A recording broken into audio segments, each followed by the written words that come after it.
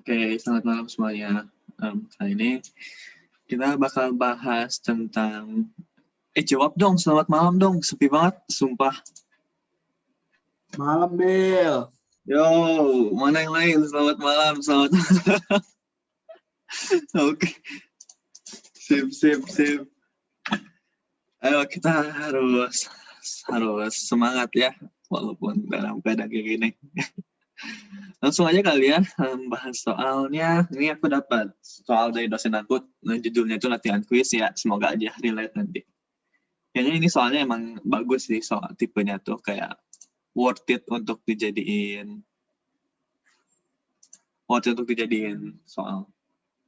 Oke. Jadi yang pertama itu soalnya, aku bisa kayak gini nggak sih? Aku coba dulu.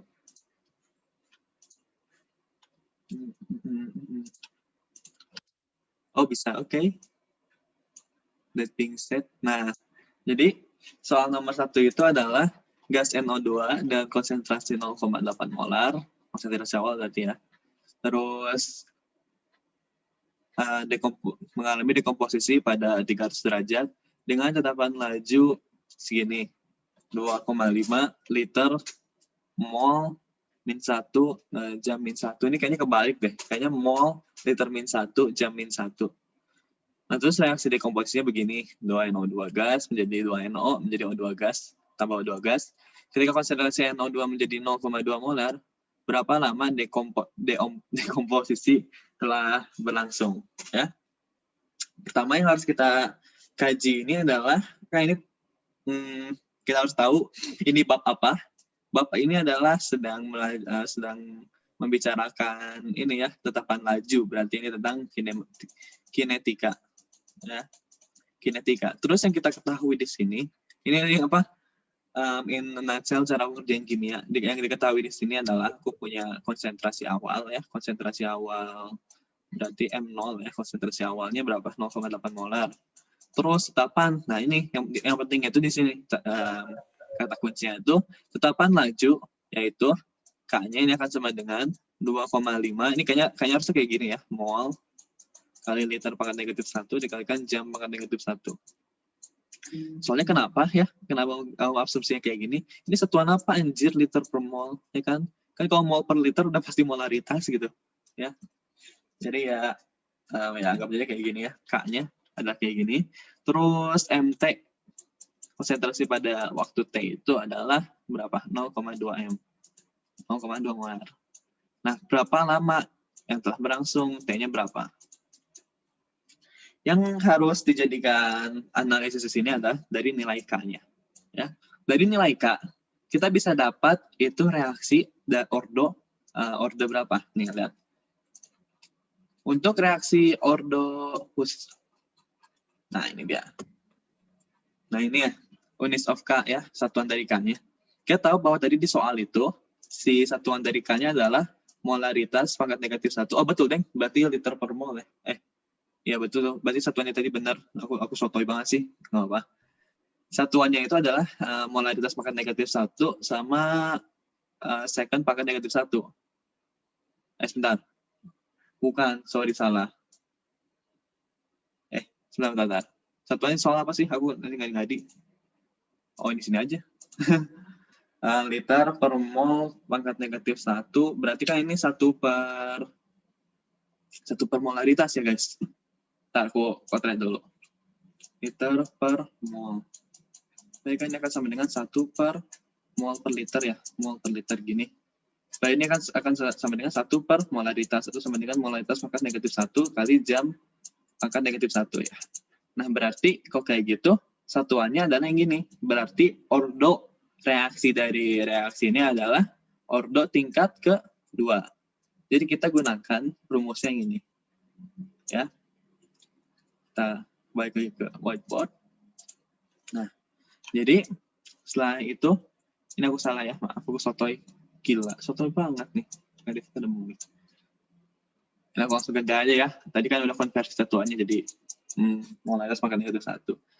Nah, hukum laju untuk laju terintegrasi untuk ordo kedua, yaitu yang tadi ya, 1 per konsentrasi M pada massa T. Ya, kenal M, coba ya, bebas lah. Terus kali KT, ditambah 1/M0 konsentrasi awal. Ya. Ini akan jadi apa? Ya, diketahui ini MT-nya udah ada, M0-nya udah ada, terus K-nya udah ada, berarti tinggal kita sikat. Berarti ini tinggal 1/0,2 ya. 0,2 akan sama dengan K-nya berapa? 2,5. 5/2 aja ya, biar gampang. 2,5 kan sama-sama.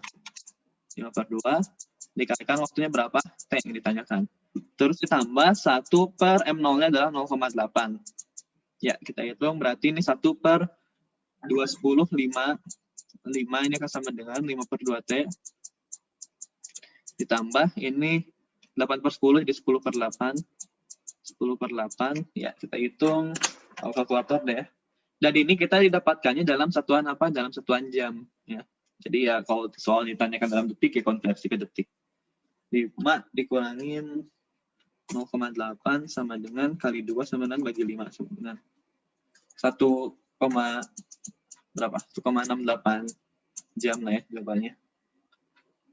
Oke. Dan aku nggak retarded kan? Oh, aku salah. Gila. Aku langsung ya. 2/10, 5 dikurangin 10 dibagi 8 sama dengan kali 2 dibagi 5. Nah, jawabannya adalah 1,5 jam. Nah, ini kalau kalian hitung pindah ruas bla bla bla bla, jadi 1,5 jam. Di soal dimintanya dalam menit. 1,5 jam berarti berapa menit? 90 menit. Gitu ya. Jadi kata kunci di sini adalah kalau kita berbicara tentang laju reaksi ya, kamu harus tahu nih ya, kuncinya tuh satuan dari ininya, satuan dari konstantanya supaya kita tahu ordo berapa sih laju itu berlangsung. Gitu. Ya. Soal nomor 2. Soal nomor 2 langsung dari sini aja deh. Nah, soal nomor 2 ini. Nanti ketahui konsentrasinya begini ya. Berdasarkan data di atas, berapakah order reaksi dari dekomposisi amonia?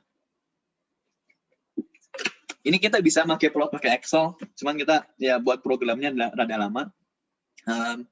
Nanti aku kasih ke kalian aja deh dua injal. Gimana ya, bukan culas ya. Ini kan salah satu trik. Kan Excel tuh termasuk dalam kalkulator ya nggak sih? Jadi kita boleh menggunakan kalkulator. Jadi nanti ya aku bakal kayaknya share si Excel buat ini supaya buat di reaksi tinggal dimasukin. Habis itu ya langsung keluar si grafiknya. Tapi ya percuma dari grafiknya juga kalian harus tahu apa teorinya. Percuma kalau dimasukin grafiknya tahu, tapi ya pada kenyataannya nggak tahu apa makna dari grafik ini. Waktu paruh nih ya. Kalau waktu paruh untuk apa? Waktu paruh untuk ordinal ya, ciri-cirinya tuh berbanding lurus dengan konsentrasinya, Ya jadi nanti kalau di plot itu si waktu paruhnya ya bakal linear. Terus yang ini bakal pakai yang ini deng, sorry maaf, mana sih rumusnya? Nah, pakai yang ini nih. Ini order 1 ya, berarti yang order 0 mana sih? Oh, mana sih? Lanjut integrasi.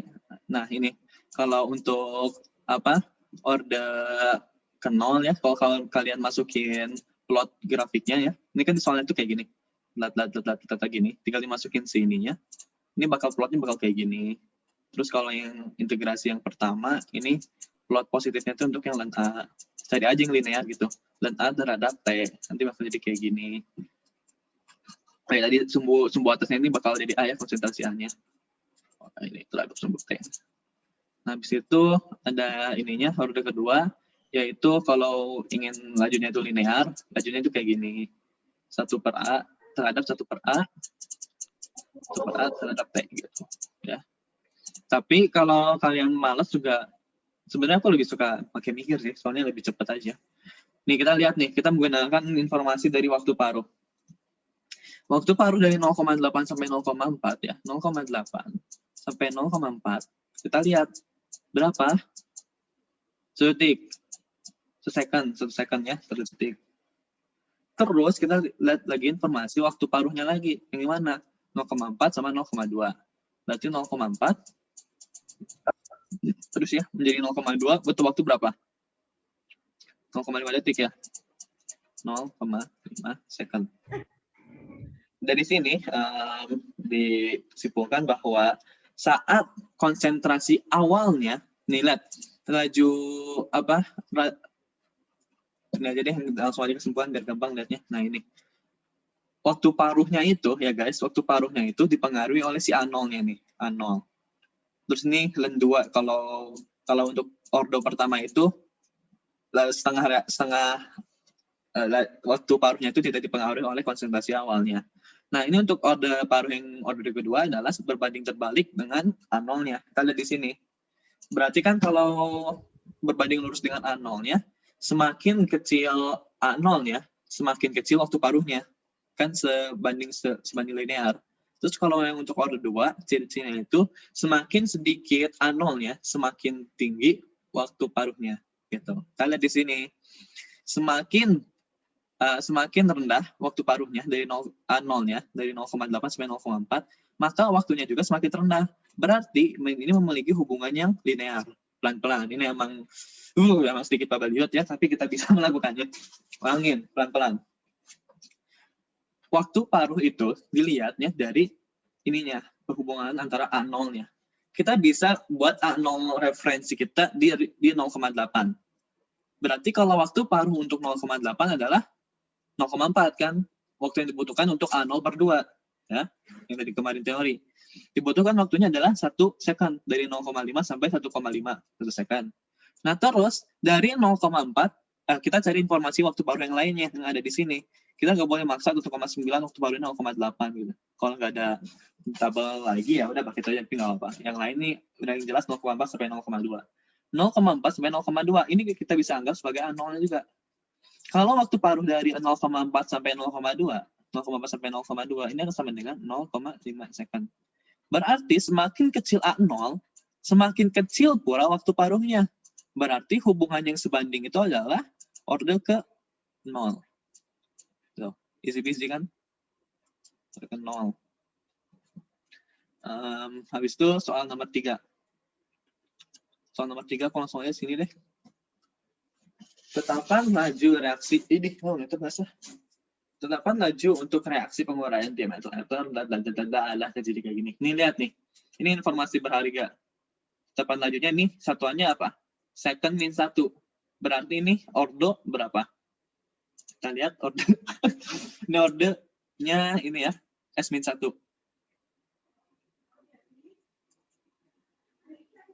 Dan oh ya, filenya ya, bagi filenya. Aku kirim sekarang ya biar kalian bisa lihat juga sebentar guys. Data FTTM 20. Aku kirim ini ya, file soalnya di grup besar. Udah aku kirim ya, kalian lihat aja PDF 1-2. Semester 2 teman-teman. Oke, lanjut ya. Ini S pangkat negatif 1. Ini tuh satuan K untuk yang order berapa. Jadi mainan di order gitu kalau laju reaksi. Di order pertama ya. Order pertama itu satuannya apa? Ini. Oke. Pertama. Kita tahu rumus dari konsentrasi nih. Tulis dulu. Ya Allah, aku mencatat apa tadi? Oke, nggak apa-apa sih, nggak terlalu ngaruh. Ntar aku tadi coba apa nih di komputer. Salam. Gini, kita tahunya itu adalah len A ke T, konsentrasi A ke pada waktu T akan sama dengan, aku sambil ngapalin nih, len A0 dan A0 dikurangi KT. Benar kan? Ya, betul. Nah, tapi di sini yang ditanyakan itu adalah tekanan. Kita pinjau di sini ya. Dan ini volume tetap ini ya bagus ini informasinya. Kita tak tahu bahwa rumus gas ideal ya kita asumsikan aja ideal ya. PV sama dengan nRT. Kita bisa pindahkan V-nya ke sini, bakal jadi P sama dengan N. Ini N-nya N kecil ya, ngapain pakai yang ini? N kecil, sorry. N kecil per volume, RT sama aja kan, pada baik. N yang sama dengan N per V apa? N per V itu adalah konsentrasi, M, RT. Kan ini familiar dengan rumus ini ya, ini ada trigonometris ya. Nah, di sini kita tahu bahwa volumenya ini tetap. Volumenya tetap. Berarti ini bisa kita langsung ganti jadi apa? Ya berarti kan kalau konsentrasinya A, ya berarti kalau konsentrasinya A, tekanannya itu A pada T, ya berarti tekanannya juga P pada T. Ini bisa diganti langsung kalau volumenya tetap. Kita lihat di sini ya. Kalau volumenya tetap ya semuanya juga sama. A0-nya pada itu ya sama. Jadi akan sama dengan ln P0 dikurangin KT. Aku udah apa? Ini ya udah kita hitung aja deh. Ini akan sama dengan ln P0-nya berapa? 0,35 dikurangin. Nah ini satuan, hati-hati ya. Bentar ya. 0,35 tekanan awalnya dikurangin K-nya. Lihat, 3,2 dikali 10 pangkat negatif 4. Second pangkat negatif 1. Berarti satuan dari waktunya ini adalah harus second juga. 8 menit berapa sekon? 80 ya. Ini kalau di kalkulator itu bakal dapat kalau aku lupa. Dan 0,35 kalian sekalian juga lah kalau mau. Bisa 3,2 dikali 10 pangkat negatif 4 dikalikan oleh berapa tuh? 480. Nah, ini akan sama dengan negatif 1,20. Karena ya 1,20. Jadi, ln aku minta sini ya, Bang. Oke. Ln dari tekanan pada waktu T ini akan sama dengan negatif 1,20. Berarti kalau aku ingin PT-nya, ini kan eksponensial pangkat negatif 1,20. Ini kalau aku hitung, shift E, answer sama dengan 0,3. Ini akan sama dengan 0,300-nya mendekati lah. ATM. Jadi yang aku ingin hati-hati kalian di sini adalah saat melihat satuannya.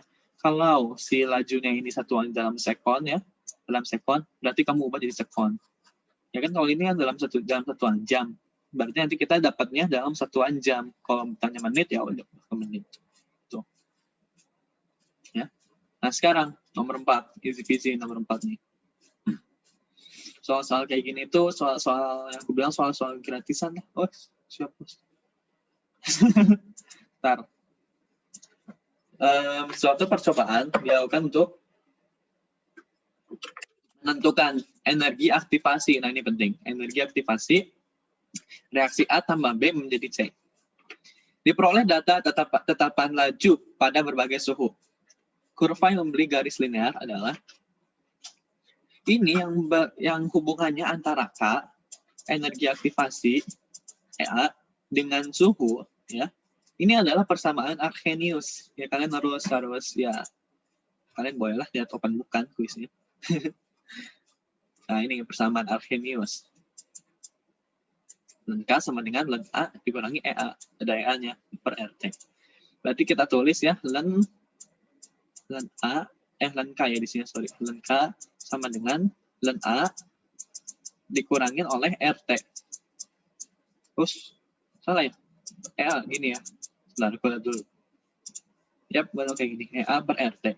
Berarti kalau ini ingin hubungannya adalah linear, ya, berarti kita harus mengplot grafik dari apa terhadap apa sama apa. Supaya linear. Kita lihat hubungannya ya. Oke, jadi yang diplot itu harus ln K terhadap 1 per T supaya jadi linear. Ya, gimana yang ngejelasin ini mah kayak konsep matematikanya aja sih. Kan ln K sama dengan ln A dikurangi EA per RT ya supaya hubungannya linear. Y sama dengan MX per C katakanlah. Supaya kelihatan hubungannya linear ya kita kan menghubungkan grafik Y terhadap yang X. Sekarang kalau aku punya 1 per Y sama dengan 1 per X M, kenapa ada cat? Ln K sama dengan 1 per T. Iya. Kok nggak ln K sama dengan 1 per T? Jawabannya itu ln K terhadap 1 per T. Santai-santai. sedikit shock saya ya ini. Oke, nggak apa-apa. Ini kan kalau ingin grafiknya linear, ya berarti gimana nih? Ya 1/Y terhadap 1/X. Gitu. Ya, ini matematikanya. Lanjut. Nomor 5. Nomor 5, tetapan laju reaksi. Ini sumpah soal itu soal bis banget nih. Tetapan laju reaksi ini seneng nih. A tambah B menjadi C pada suhu 100 Kelvin. Nomor 3, tekanan total. Iya, ini udah pada waktu ke T itu ya tekanannya itu at the end bakal segini. Sebentar, tetapan laju reaksi suhu tabung memiliki volume tetap. Ini tuh udah sistemnya gitu. Udah dimasukin tuh sistemnya. Mula-mula diisi di metal ether 0,35, kemudian dibiarkan mengurai. Ya udah kan ya, kalau tekanan ini asalkan P-nya 100, ya terus kan kalau mau mengurai kan ini bakal turun ya. Ya ini kalau misalkan jadi 10 tambah 50 tambah 40, ya at the end bakal tekanan total itu sama gitu sama total dari tekanan yang ini. Paham nggak? Atau aku yang salah? Atau aku harus dikaji lagi? Atau aku bego ya? Tapi menurut aku kayak gitu sih. Tapi ya aku ngurainya kan gas juga bukannya. Maksudnya gimana? Ya kan tekanan total itu kan akan sama dengan P parsial dari CH4 ditambah P parsial dari H2 ditambah P parsial dari CO gas kan?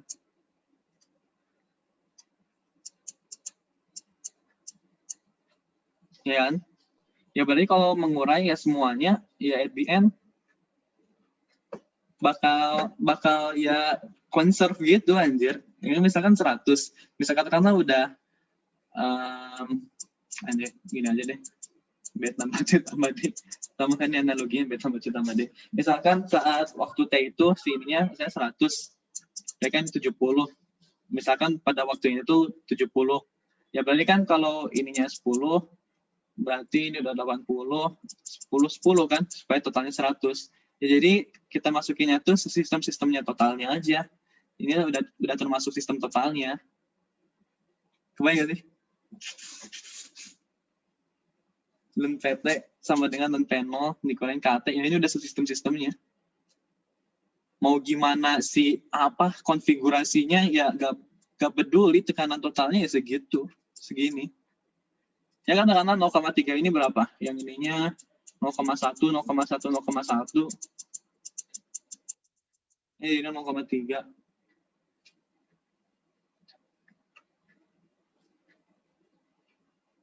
Masih nggak setuju nggak? Argumen aku itu sih.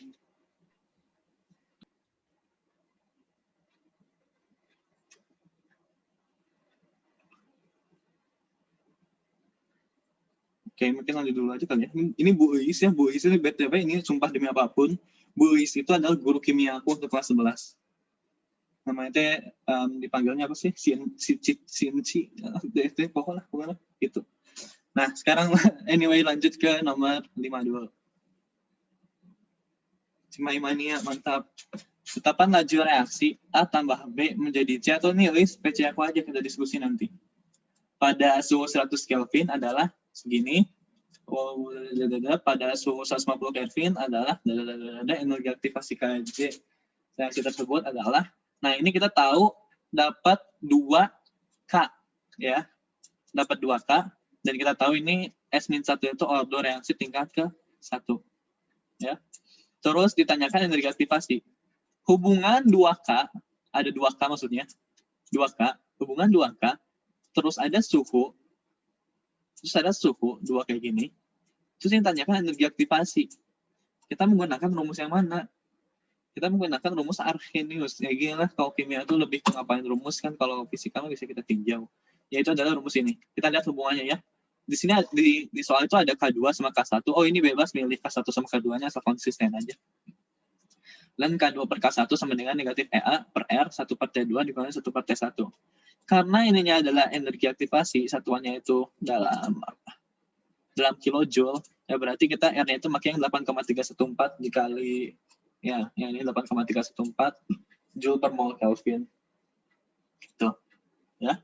Kita hitung deh, kita masukin. Jadi ini katakanlah K1-nya ini akan sama dengan 0,001127, terus T1-nya adalah berapa? 100 Kelvin. Satuan juga Kelvin ya. Terus K2-nya ini akan sama dengan ini 0,010830. T2-nya itu adalah berapa? 140 Kelvin, 140 Kelvin. Jadi berdasarkan persamaan Arrhenius itu ln K2 per K1 ini akan sama dengan negatif energi aktivasi bagi R dikalikan 1 per, ini kita lihat nih ya. Awas jangan kebalik-balik. Di berbagai textbook lain ya, ini itu ditulisnya adalah negatif, jangan pakai negatif tapi EA per R. Kalau kamu pakai negatif, kamu pakai yang di awalnya itu adalah 1 per T1. Atau enggak udah deh, kalian cuma pakai ini aja deh biar gak kebalik-balik, ini gak usah tahu ya. Bisa jadi bingung ya. Pokoknya ini aja rumusnya teh, jangan pakai yang ini bisa kebalik-balik. Jadi K2 per K1 berarti yang ini juga T2 sama T1 tapi ada negatifnya. Ini akan sama dengan 1 per T2, 1 per T1. Tuh. Oke. Nah, berarti kita masukin ln K2-nya berapa? 0,01083 dibagi oleh 0,001127 sama dengan, ya ini tinggal ngitung sih, tinggal dimasukin EA per 8,314. Tapi nanti kamu dapat hasilnya itu karena si R ini satuannya adalah Joule, kamu dapat hasil akhirnya itu adalah Joule. Tapi diminta dalam kilojoule ya, tinggal konversi aja. 1 per T2-nya piro? T2-nya adalah 150. Terus T1-nya adalah 100. Berarti ini jadi slide materinya udah ada di ini ya, di FTTM 20, tapi kalau kalian malas scroll, lebih malas lagi join ke Teams ya, sebenarnya. Ya udah deh, materinya itu ada di sini FTTM cerdas. Terus di files, ada di files nanti kimia dasar, materi semester 2 di sini aku lupa naruh sendiri aja. Nah, materi KBF. Nah, di sini ada nih, ini materi KBF yang sekarang. Ya. Oke, kita back to topic. Ini kalau dihitung, anjir, yang lupa lagi jawabannya. Harus dihitung ulang deh. Ln 0,01083 dibagi 0,01127 sama dengan, oh ini yang ini tuh hasilnya 2,2627 ya, dan sama dengan negatif EA dibagi oleh 8,314 dikalikan oleh, nah ini berapa? 1 bagi 150 dikurangin 1 dibagi oleh 100. Ini akan sama dengan negatif 1 per 300. Ya, 1 per 300. Berarti ini hilang, coret habis, E-nya jadi positif, jadi 2,2627 dikalikan oleh 8,314 dikali oleh 300 piro? 5,6 ini 5643,62 aja deh ya, 56 ini dalam satuan joule. Kalau diminta kilojoule yang mundurin dikit jadi 5,643 ya, inilah ya. Easy peasy ya. Lanjut nomor 6.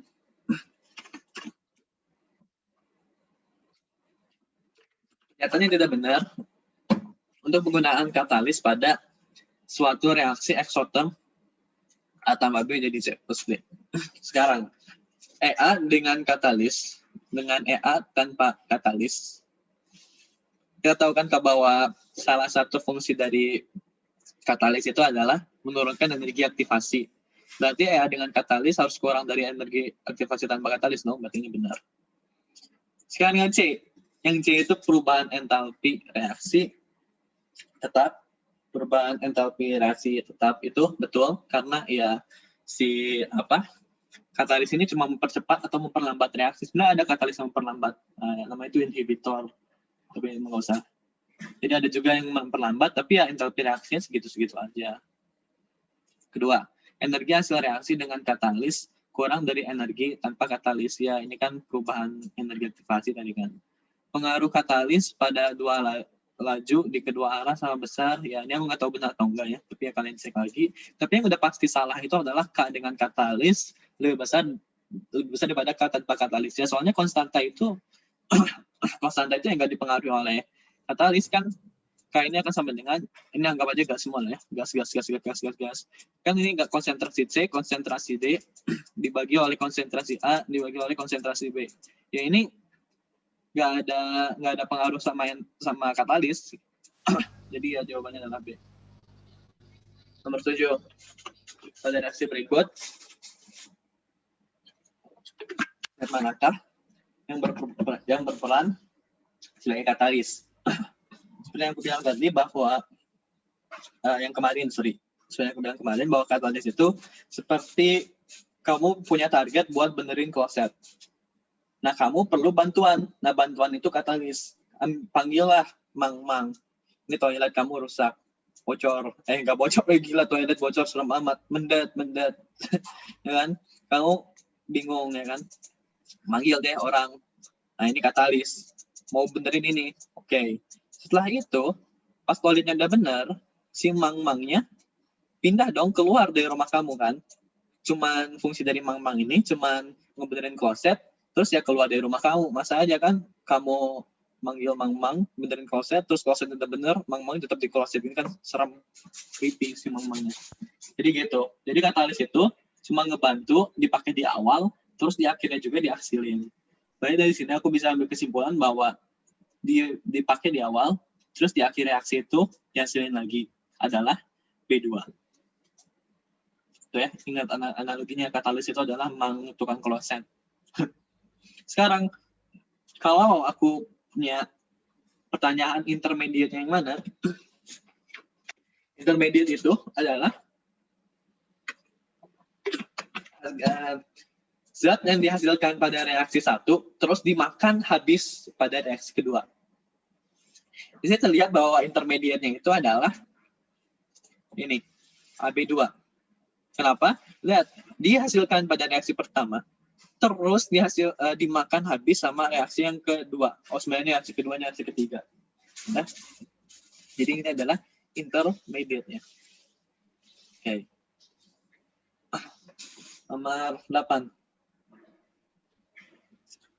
AC itu intermediate? Bukan. Start. Yap, betul. AC itu intermediate. Kan ini salah satunya. Aku cuma konsep sama ini ya. Jadi AC juga kan dihasilkan pada reaksi ketiga, terus dimakan habis sama reaksi keempat. Sama-sama intermediate.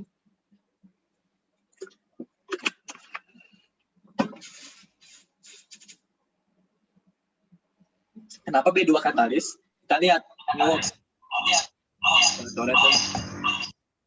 Karena Mang-Mang, nah itu support. Gini nih, katalis itu dipakai di awal, dihasilkan lagi di akhir. Ya, kita lihat di sini, yang dihasilkan di awal, dipakai di awal, terus dihasilkan lagi di akhir adalah apa? Adalah B2. Kita lihat, B2 dipakai, ya, terus dihasilkan lagi total gitu, sama si koefisiennya. Gitu, ya. Ini analogisnya Mang-Mang. Paham ya? Oke. Nah, sekarang yang merupakan ini ada zat, ini nih intermediate. Udah, kalian di kolom chat apa jawabannya? Kolom chat. Mana nih jawabannya? Intermediate. Zat antara itu intermediate, antara kata lainnya. Yuk.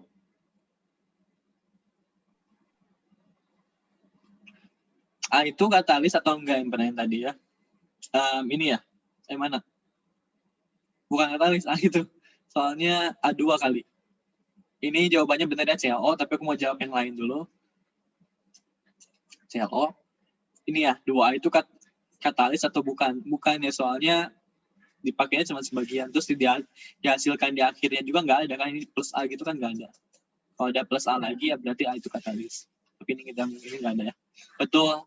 Kalau dari di sini adalah intermediate-nya adalah CLO. Sekarang kalau gue tanya, katalisnya yang mana? Jawab di kolom chat. Yakin, CL.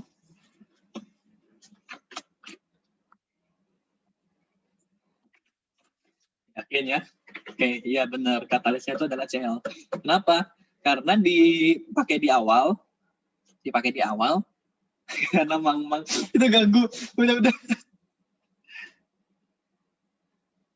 Ya sebentar ya, aku jelasin dulu yang CL dulu Kako. Nah ini kenapa CL itu adalah katalis? Kenapa? Karena dipakai di awal, terus dihasilkan lagi di akhir. Kenapa CLO itu adalah intermediate? Karena dihasilkan di reaksi pertama, terus dimakan habis sama reaksi kedua. Itu adalah definisi intermediate. Aman? Si Mani ya?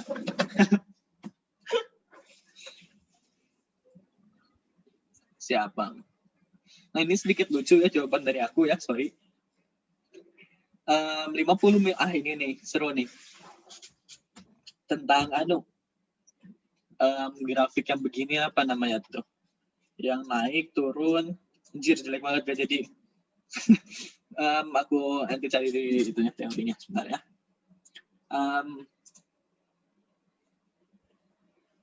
Kalau fasalnya beda itu termasuk intermediate enggak? Ya di sini harus gas, di sini juga harus gas lagi ya, harus sama. Kalau enggak itu dapat dari mana anjir kalau masanya beda yang itu? Ya aku asumsi aku itu sih harus sama. Kalau kan dihasilkan di reaksi pertama ya pasti kalau misalkan aki sama aki ya nggak apa-apa, pokoknya harus sama. Tapi kalau gas sama aki anjir ini dapat dari mana yang aki gitu? Paham nggak maksud aku? Ya kan? Kalau ini gas terus di sini tiba-tiba aki, dapat dari mana? Ini kan berarti dimasukin aki, aqueous. Pasti CLO yang aqueous. Jadi asumsi aku bahwa zat antara itu ya ini harus sama. Yo. Ini namanya itu reaksi elemen. Kita sambil itu ya, sambil nostalgia. Nah, ini namanya reaksi elementer. Iya, ini kalau disatuin jadi apa nih? Nah, ini namanya reaksi elementer. Reaksi elementer, kalau dijumlahin ya. Ini kan jadi coret, ini sikat, ini habis. Enggak, Deng. Ini awalnya C1 ya? Enggak, itu ya. C1 di sini. Jadi, ya udahlah gini. Pokoknya kalau totalin dapat reaksi apa, ini namanya reaksi total. Elementer. Anjir, naon ya. Oke, lanjut ya. Sekarang 50 mili asetan air dicampur dengan 50 mili air. Volume larutan yang terbentuk ternyata lebih kecil daripada 100 mili. Ini menunjukkan bahwa jelas bahwa di sini larutan tersebut bersifat tidak ideal. Karena apa? Ya karena totalnya nggak 100 gitu ya. Kalau larutan ideal, kalau lu tambahin 50, terus 50 ya jadinya 100, namanya larutan ideal, nggak jadi apa-apa. Nah ini ternyata tidak 100. Mungkin karena tidak ada yang itu ya, ada yang tidak bereaksi. Entalpi pelarutan etanol dalam air itu negatif. Nah ini kalau di Google iya sih negatif, di Google negatif, tapi aku balik lagi dengan ini ya nanti. Tekanan uap larutan lebih kecil daripada keadaan ideal. Ya, betul. Kalau keadaan ideal kan gimana ya? How to get into it. Tekanan uap larutan kan P sama dengan X pelarut dikalikan oleh P0. Kalau fraksi mol, ini ada fraksi mol itu kan N pelarut dibagi oleh N total. N total kayak gini. Ya berarti kalau tekanan uap larutan lebih kecil daripada keadaan ideal. Oke. Ini bisa dijawab lagi sih, ini jawaban dosen aku gimana nih? Ntar ya. Tekanan uap larutan lebih kecil daripada keadaan ideal. Oh ya betul dong, karena pada keadaan tekanan uap larutan lebih kecil. Oh berarti ini yang nggak ideal ya, nggak ideal. Oke maaf, sorry aku sedikit bingung tadi. Sedikit tidak ideal daripada keadaan ideal. Jadi kalau keadaan ideal itu tekanan uap larutan lebih kecil daripada keadaan ideal. Oke, jadi ya karena yang jadinya itu kurang dari 100, berarti kan si mol totalnya lebih kecil gitu. Katakanlah ini bakal menghasilkan N total ideal. N total ideal NTI. Misalkan mol total idealnya itu adalah 2. Terus mol total dari tidak ideal ya, NTT, oke, ini tidak menyangkut apa-apa. Mol total tidak idealnya itu adalah 1, karena kan lebih kecil daripada 100 mili ya, teman. Nah, berarti kalau kita masukin ke rumus bahwa P0 yang kita anggap sama, berarti kan P larutan itu berbanding terbalik dengan 1 per NT. Berarti ini akan sama dengan P1 per P2 sama dengan N2 per N1. Ya, N total. P ini akan sama dengan NT. Oh, ini berarti yang ini PI aja, yang ini TT. Astaga, NTT maksudnya. Oke. Ini kan berarti yang ini pakai TI ya. TI, yang ini pakai salah. Ini pakai TT, soalnya kan berbanding terbalik. Ini kita pakai yang TI. Total I. N total tidak itunya berarti 1 dibagi NTT. Ini apa sih? NTI ya? Ya, soalnya berbanding terbalik, NTI-nya adalah 2. Berarti P pada keadaan ideal dibandingkan oleh P pada keadaan tidak ideal, ini akan sama dengan 1 per 2.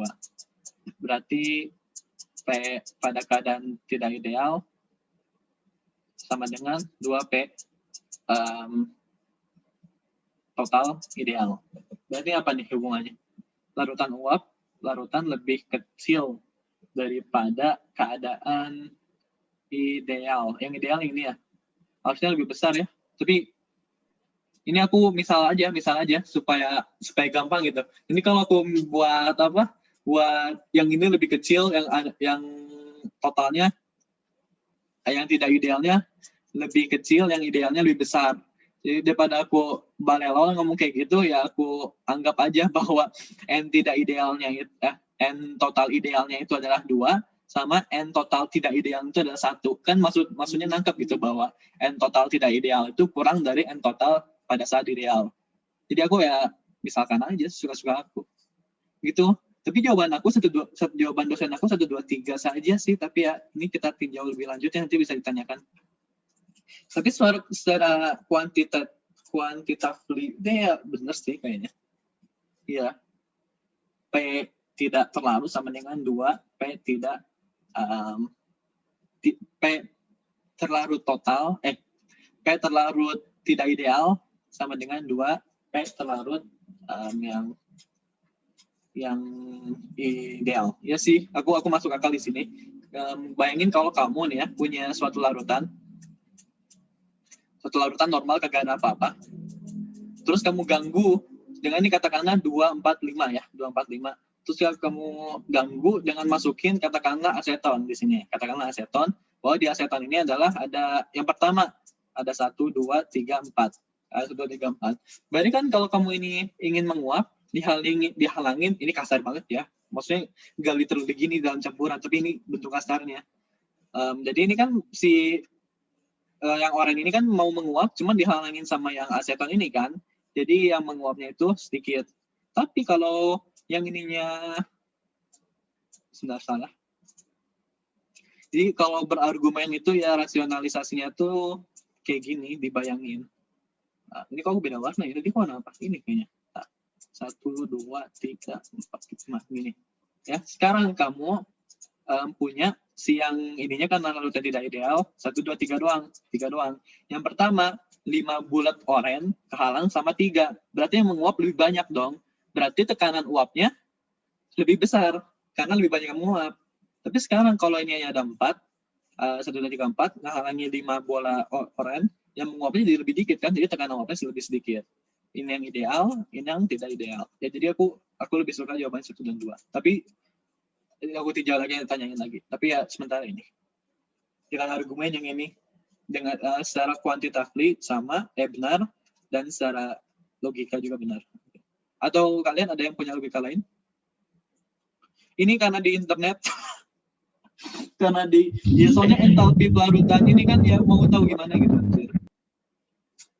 Kalau dari internet iya sih negatif.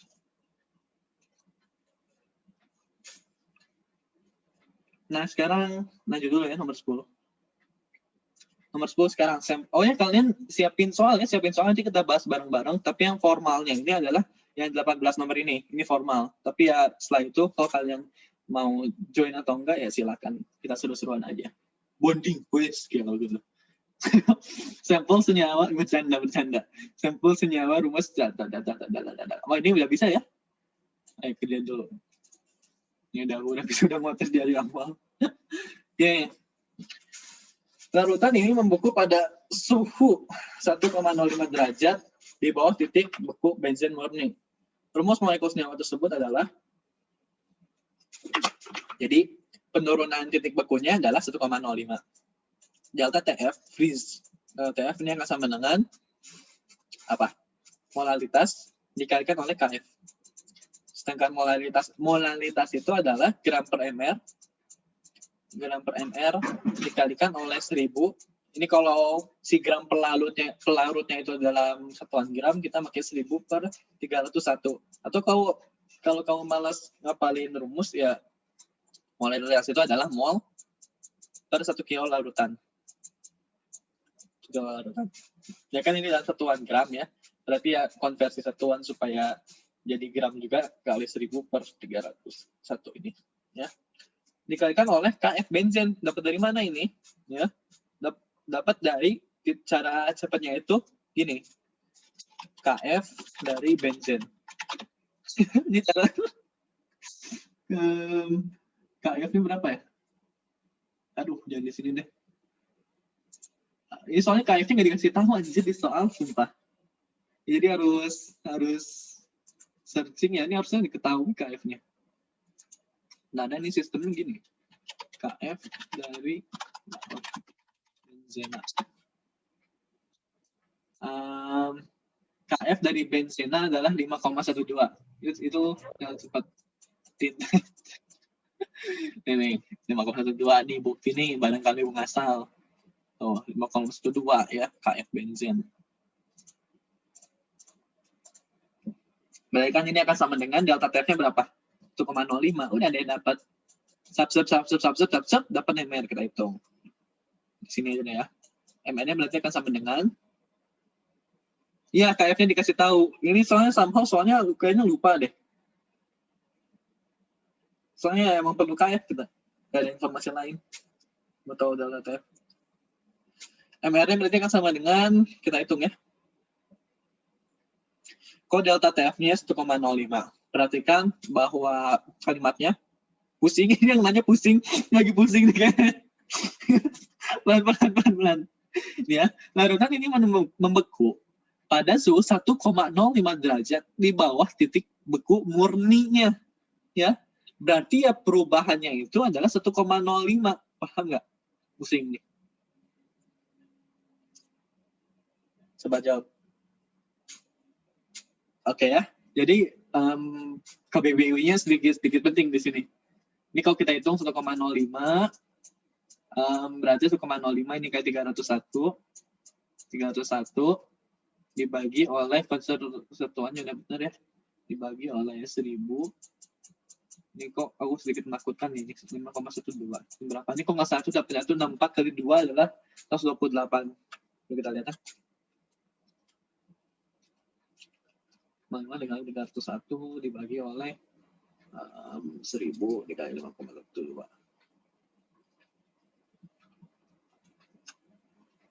Tuh anjir kok beda ya? 19. Ini delta 5,12 molar derajat Celcius per molar. Betul kayak benzinnya. Betul kayak gini, delta TF sama dengan MKF. Sedangkan molalitas itu adalah gram per mr per 1000 dibagi oleh 301 dilarutkan dalam tidak. Oh anjir, ternyata apa coba yang kurang? Aku belum masukin gramnya guys. Aku belum masukin ini 7,85-nya mana? Ayo, mana ayo? Kan? Ya, maaf ya. Sama MR-nya kalau aku pindah ruas ke sana, ini juga salah anjir.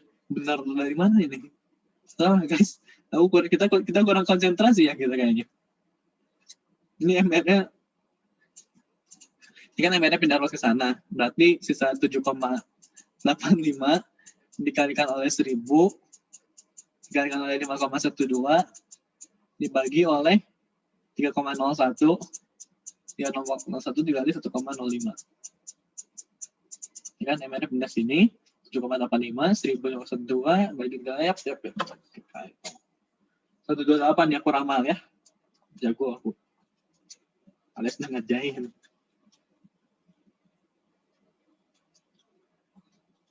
Anjir. Jason, the hell? Ya ini, aku tunggu ulang. Ini kan dari tipe 7,85 gram, oke. Itu kan 301, jadi aku masukinnya 3,01, sorry lama nih. 1000 dikalikan oleh 5,12. Bawahnya adalah 301 dikali 1,05. Oke. Dapatnya itu adalah 127,169 lah ya. Nah, sekarang yang tanya adalah rumus molekul senyawanya gimana. Terus, berarti kan tinggal gampang. Rumus empirisnya 7C5H4. C itu 12, 12 kali 5 adalah 60, 60 tambah 4 adalah 64. 64 dikalikan oleh N, ini akan sama dengan 127. Ya, ini deket-deket lah ya. Deket-deket jadi 2 kali. Kan? Jadi ya rumus itu adalah C10H8. Jadi sabang sampai sini. Ya, Ustadz itu anjir. Paham sampai sini? Gampang ya? Ini kalau 64 kali N, kan ini rumus empiris yang kita tahu. Oke. Lanjut bang, siap. Larutan NaCl, jenuh. Ini aku jenuh nih belajar kimia, jenuh. Gak ada yang semangat ayo. Apa sih? Larutan NaCl jenuh, memiliki konsentrasi 26,48 WOW pada 25 derajat. Jika tekanan uap murni pada 25 derajat adalah 23,8 mmHg. Kalau yang bersifat ideal adalah NaCl terionisasi sempurna. Itu bagus. Berarti alfanya sama dengan 1. Maka tekanan uap larutan ini adalah berapa? Nah, bisa banyak rumus ya, tapi aku mau langsung jadinya aja. Larutan ini akan sama dengan apa yo? Kalau larutan langsung pakainya X pelarut. X pelarut. Tapi kalau delta P, review dikit. Delta P itu adalah X terlarut dikalikan oleh P0. Ya, jangan balik-balik. Kalau kita ingin tahu P larutannya langsung, kita makainya X fraksi mol pelarut. Tapi kalau ingin kita perubahannya, kita pakai fraksi mol yang terlarut. Aman ya? Nah, berarti ini akan sama dengan, ini katakanlah NaCl jenuh itu adalah 26 dalam 100 gram pelarut ya, katakan dalam 100 gram pelarut. Triknya kayak gitu. Berarti massa NaCl-nya ini akan sama dengan 26,48 gram. Massa NaCl 26,48 gram. Berarti sisa dari masanya ini adalah massa air dong. Ya kan? Massa airnya akan sama dengan 100 dikurangi 26,48 sama dengan 73,52. Ya, pelarutnya ini. Pelarutnya. Berarti kalau fraksi mol pelarut itu adalah 73,52 bagi mR air berapa? Ini kan dalam air. Ini nggak sih? Air murni itu, air murni. Ini kan H2O. mR-nya berapa? 18 ya. Dibagi oleh 73,52 dibagi oleh 18 ditambah mol NaCl-nya 26,48 dibagi oleh mRNA itu berapa? 58,5,1. NaCl 58,45 ya. 58,5 aja deh. Dekati. 58,5 dikalikan oleh P0-nya berapa? P0-nya adalah 23 mmHg. Nanti kalian dapat hasil laju dari mmHg. Ini aku ada yang benar atau ada yang salah? Coba, kira-kira. Coba periksa dong, aku bisa ada yang salah. Coba type di chat kalau aku ada yang salah.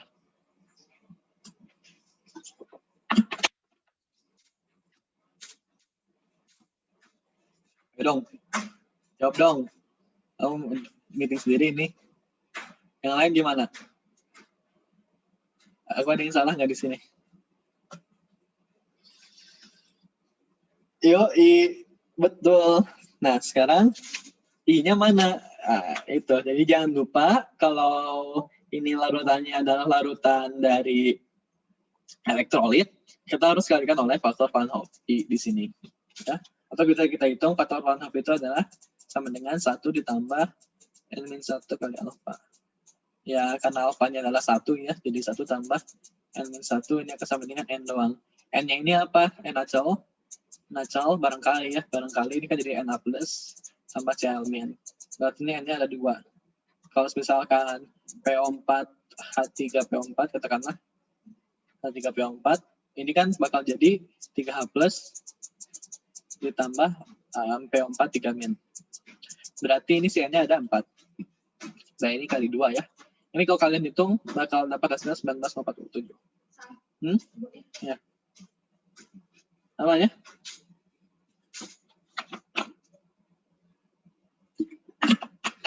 Apa ya? Oke, ini kalian nggak usah karena dosen aku.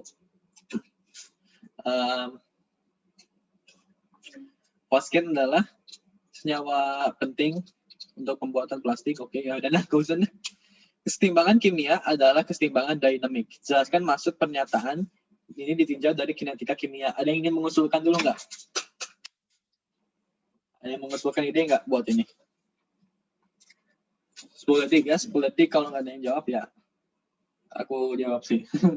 Coba tulis di kolom chat ya. Kira-kira kayak gimana nih? Kata ini tinjau dari kinetika kimia. Kalau kesetimbangan itu gimana? 5, 4, 10 katanya. 10, 9, 8, 7, 6. Oke, bisa geser-geser. 8, 7, 6, 5, 4, 3, 2, 1. Oke, tadi yang nanya itu tadi I-nya berapa nomor 11? I-nya itu adalah 2. Karena apa? NaCl. NaCl itu dan terionisasi sempurna. Kalau terionisasi sempurna, alfanya akan sama dengan 1. Ya. Sedangkan faktor Van Hoff itu adalah 1 ditambah N-1 kali alfa. Ya, karena alfanya 1 ya tinggal N doang sisanya.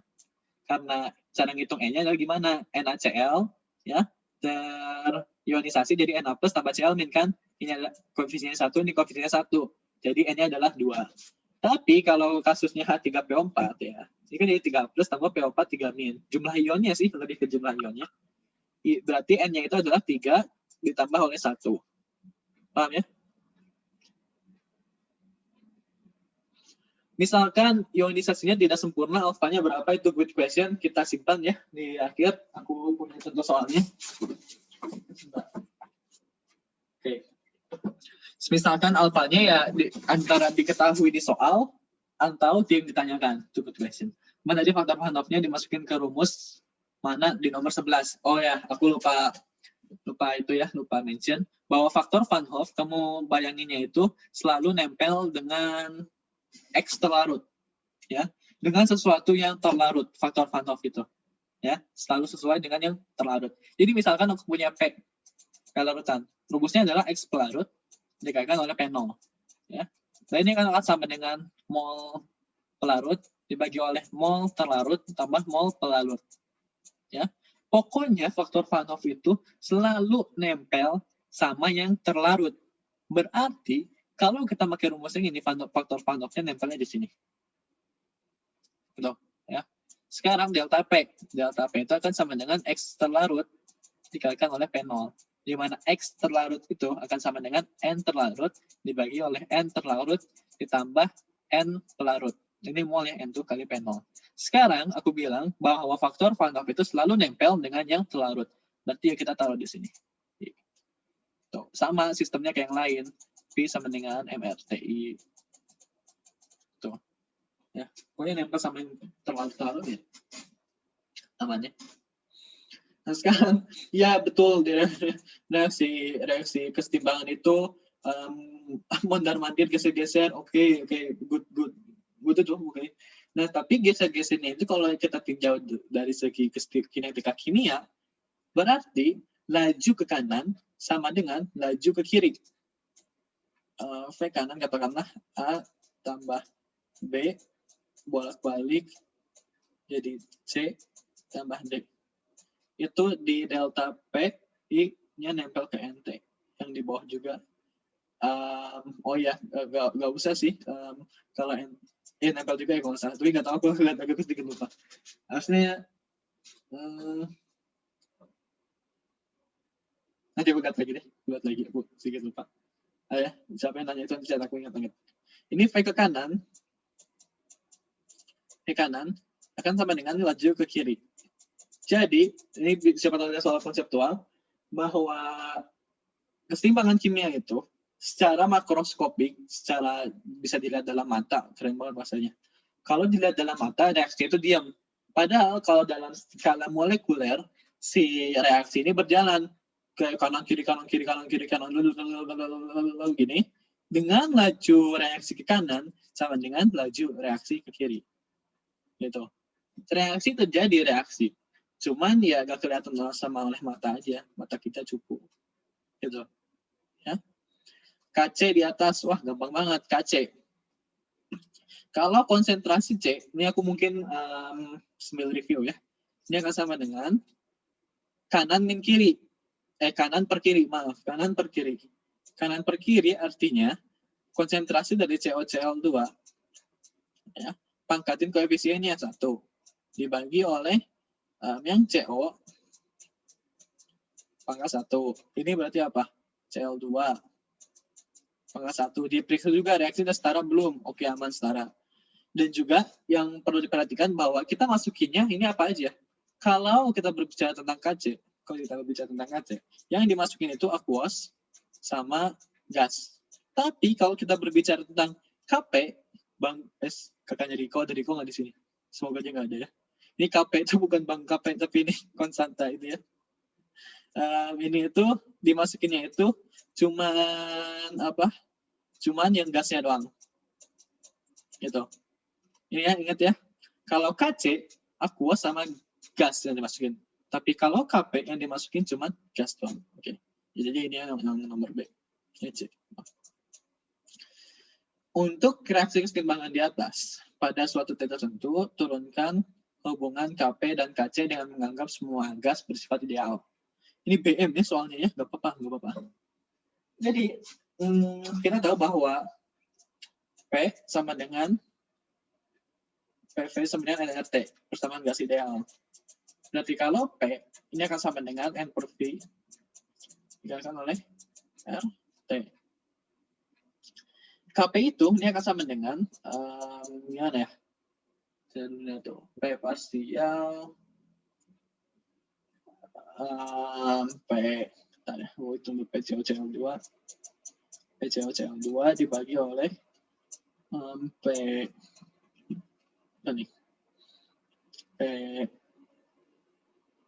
PCl2, sorry aku sedikit brain lag tadi biasa, PCl2 P CO. Ini akan sama dengan PCOCl2 itu fraksi mol dan begitu, nanti bingung dikalikan ke total. Ini bakal kita tahu bahwa P itu akan sama dengan konsentrasi ini kan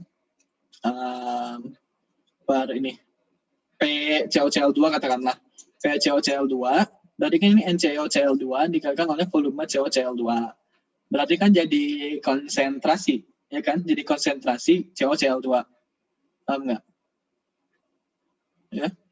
Jadi ini konsentrasi COCl2 dikalikan oleh RT,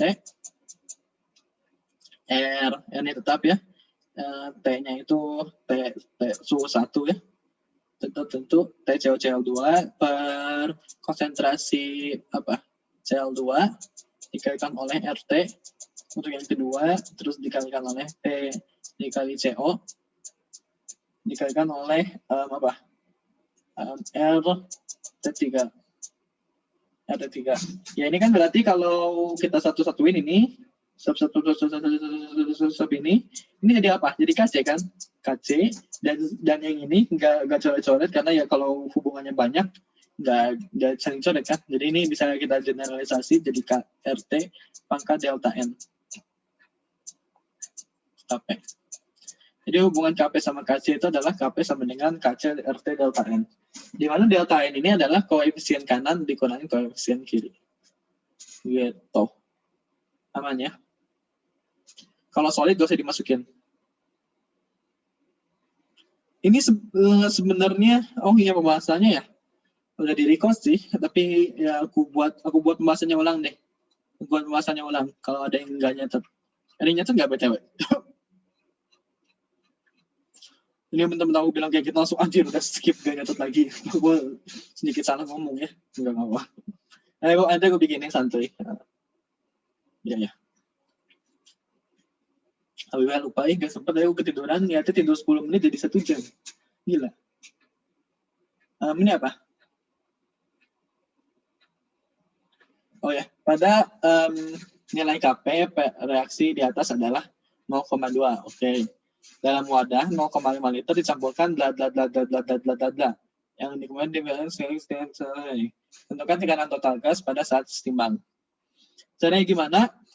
Tinggal dikerjain. Ini aku hapus ya ini ya. Hubungan KP ini penting. KP sama dengan KC RT delta N. Most important. Aku hapus ya.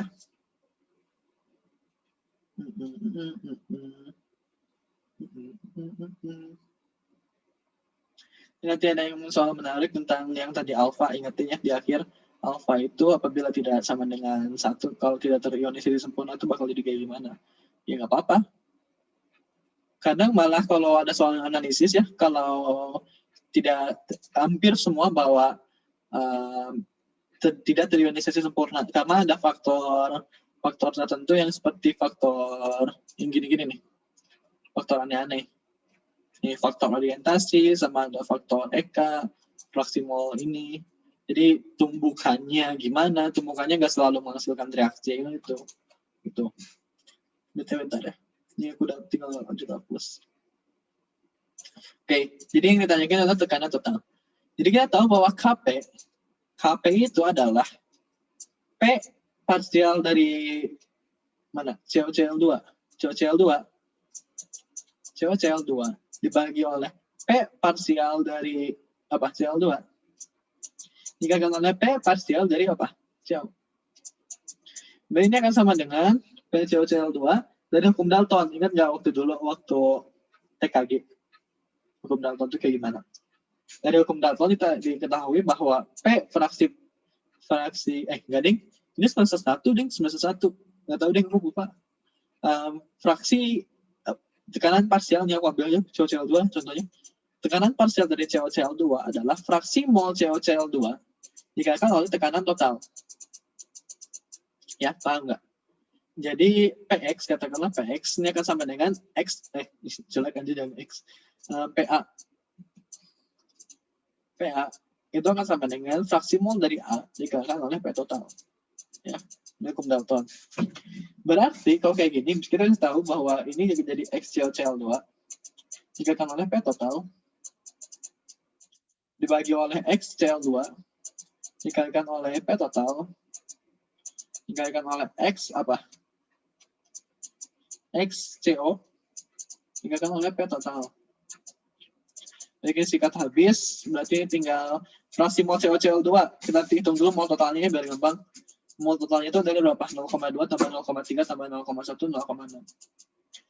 Berarti fraksi mol dari COCl2 adalah mol siposkin 0,1 dibagi mol totalnya adalah 0,6 dibagi oleh mol Cl2-nya berapa? 0,3 dibagi oleh 0,6 dikalikan oleh fraksi mol dari CO-nya adalah 0,2 dibagi oleh 0,6 dikalikan oleh tekanan totalnya. Tanyain total. Nah ini kita bisa coret sikat habis ya. Coret sikat habis. Terus 0,6 bisa kita pindah ke atas jadi 0,1 dikali 0,6 dikalikan oleh 0,3 dikalikan oleh 0,2 dikalikan oleh P total sama dengan KP. Udah deh, kita masukin KP-nya berapa jadi? 2,5. Oh, 2. So tahu bang aku. 2 ini akan sama dengan, berarti kan ini jadi 6 dikali 10 pangkat negatif 2 ya. 6 dikali 10 pangkat negatif 2, benar kan? Ya, benar. Ini juga 6 dikalikan 10 pangkat negatif 2. Terus ya, P totalnya. Sebentar. Ini benar kan? 0,3. Oh, ini. Udah benar. 0,2. KP-nya dari mana 2? Ini dari soal. Dari soal KP-nya di reaksinya itu adalah 2. Ya, 0,2. Wis, 0,2. Ini. 0,2, maaf. Untung aja. 0,2. Oke, berarti ya tinggal dihitung. Ini tinggal habis ya. Jadi, P totalnya itu adalah 1 dibagi 0,2 atau 5. Paham ya?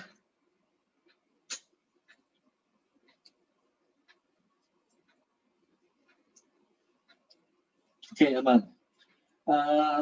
Apakah nilai tetapan kesetimbangan menjadi besar atau lebih kecil jika suhu dinaikkan?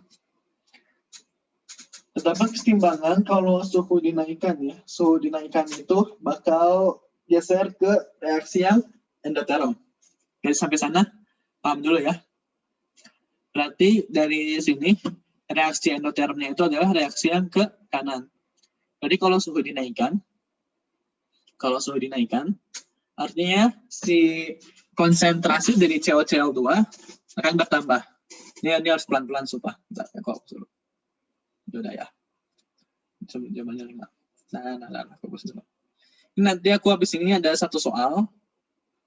Habis itu tentang yang contohin tadi. Habis itu kalau kalian ingin mabar bareng kimia, silakan ikut. Tapi yang secara formal aku tutup gitu maksudnya. Kan ya? Terus kalian aku buat itu kan apa? Ya gitulah. Tahu sih. Nih, pertama, tetapan kesetimbangan suhu dinaikkan. Suhu dinaikkan, reaksi akan bergeser ke arah yang endoterm. Berarti dalam sini kan detailnya sama dengan 0 untuk reaksi ke kanan. Berarti ini akan bergeser ke kanan reaksinya. Saat bergeser ke kanan, konsentrasi dari COCl2, konsentrasi dari COCl2 tentu saja akan naik. Ya. Konsekuensinya bahwa nilai K itu, katakanlah Kc, ini akan sama dengan konsentrasi dari COCl2 dibagi oleh konsentrasi Cl2, konsentrasi CO. Ya. Kalau konsentrasi COCl2 naik, maka Kc-nya juga akan naik. Berarti akan lebih besar. Paham nggak? Kalau cepat, betul lagi, sekali lagi. Pertama, saat suhu dinaikkan, reaksi itu bakal bergeser ke kanan. Jadi dalam kasus ini bergeser ke arah endoterm, berarti ke kanan. Sini, kanan. Saat reaksi bergeser ke kanan, konsentrasi dari COCl2 akan naik. Konsekuensinya, bahwa kita tahu bahwa K itu adalah COCl2 dibagi oleh Cl, kan ada Kp juga, Kp kan sama dengan Kc gitu. Kc RT delta N. Ya ini kan berhubungan dengan Kc juga kan, jadi kalau Kc naik ya K-nya juga naik. Nah sekarang kalau konsentrasi COCl2-nya naik, berarti K-nya juga akan naik. Berarti ya tetapan kesetimbangannya bakal lebih besar. Tuh. Sekarang, gas CO dapat bereaksi dengan logam Ni membentuk gas. Tentukan arah pergeseran pada sistem kesetimbangan oksigen jika ke dalam sistem ditambahkan Ni. Dari opini aku, sudah. Kalau dimasukin Ni, guys, dengan logam Ni membentuk gas NiCO4. Berarti kalau dimasukin Ni, nah ya, aku tulis reaksinya CO ditambah Cl2 biar itunya gampang. Sekarang aku masukin Ni. Ni ini dapat bereaksi dengan CO. Berarti narik CO yang ini. Ya kan? Oleh karena itu, konsentrasi dari CO akan berkurang. Karena berikatan dengan yang Ni ini. Bereaksi dengan yang Ni ini. Ya kan? Oleh karena itu, konsentrasi CO ini berkurang. Berarti reaksi akan bergeser ke yang kurang. Supaya seimbang. Ini namanya adalah sistem konsep Leitzer-Lehr. Leitzer-Lehr ini ada kalau nggak salah di sini. Ayo kalian nggak ada yang penting juga sini. Dan semacam kimia. Nah, ini namanya ini juga ada di post ya. Nah, ini Leitzer-Lehr ya. Jika menambah produk di produk, kesetimbangan bergeser ke arah reaktan. Jika menambahkan zat di reaktan akan bergeser kepada produk. Dan juga kalau diambil, misalkan yang ini CO-nya kita ambil, ya dikurangin si ininya, berarti ini reaksi akan besar ke sana. Gitu. Ya, soalnya kan si ini bereaksi dengan CO. Sampai sini dulu ada yang ditanyakan nggak?